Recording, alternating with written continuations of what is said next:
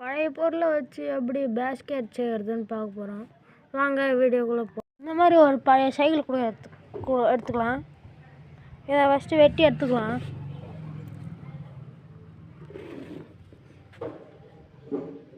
உங்களுக்கு எந்த சைஸ் வேணுமோ வெட்டிக்கோங்க.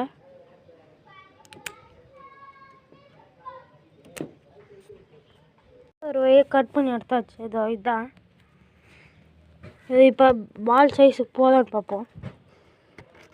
இப்போ நம்ம பால் எடுத்துப்போம். பறக்குதுங்க.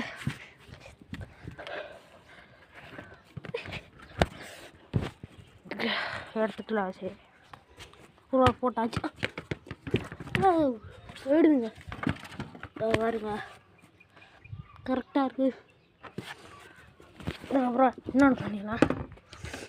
இன்னத்தில் அப்பா கையில் வைக்கோப்பா.